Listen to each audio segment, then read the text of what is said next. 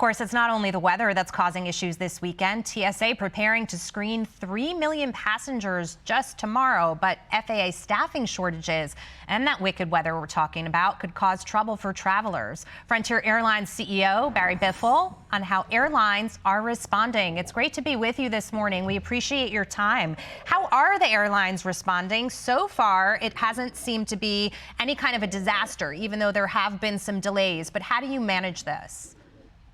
Yeah, thanks for having us. It's been a tough couple of years with air traffic control challenges and so forth. But the airlines, including Frontier, have invested a lot in our people and our systems and our processes to make sure that it goes as smooth as possible. But it is a record number of people, so make sure you show up early and pack some patience tomorrow. And Barry, how do you deal with the balance of what is the FAA's fault or particular problems that are more associated with their domain versus what you're dealing with as the airline? Everybody loves to finger point when there's a problem, and oftentimes, they get mad at you, the service provider.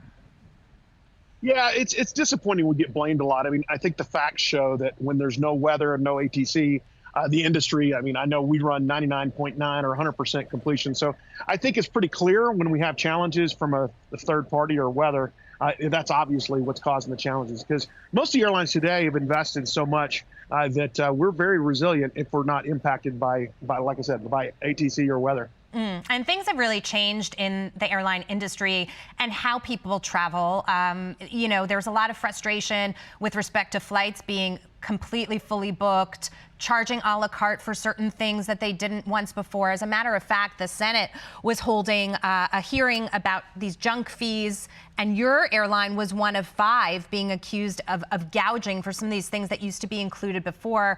I just want to get your take on that and what the rebuttal is, because ultimately, I feel like a lot of the airlines are just trying to stay afloat, and that's how they do it. Yeah, I'm pretty disappointed we're being attacked. It's actually, to be called gougers is actually amazing, considering our total price is actually down over the last 5 years. I mean, we got inflation in practically every other area of the economy. So the total prices have been very reasonable for consumers.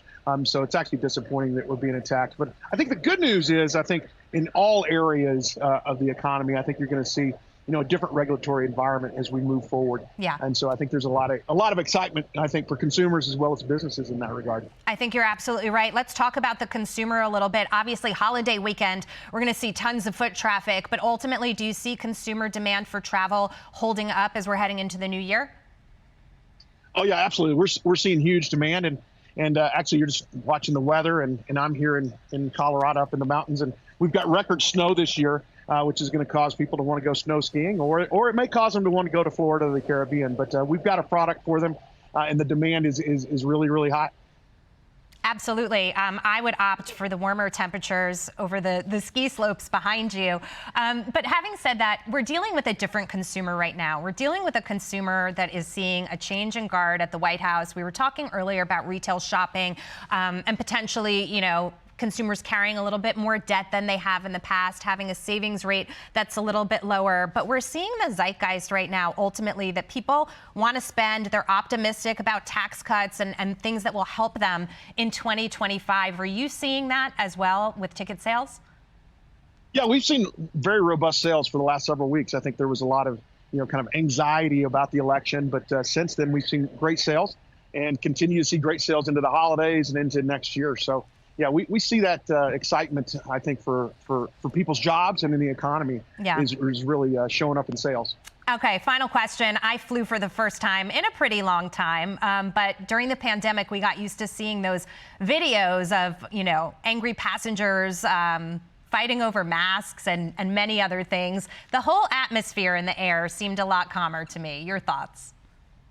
Yeah, so it's finally settled down. There were a lot of anxiety and people mad at each other and so forth. But, we had a lot of issues, and I think there were people getting drunk and so forth to kind of deal with it, which caused even more problems. But no, we have not seen the challenges for close to a year now. It's really settled down. And so, I would say it's the most normal it's been in several years. All right. And that's great news. We hope you had a good Thanksgiving with your family. Get a run in on those slopes for me, Barry.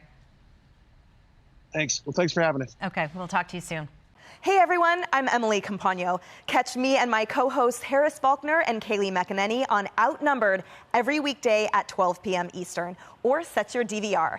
Also, don't forget to subscribe to the Fox News YouTube page for daily highlights.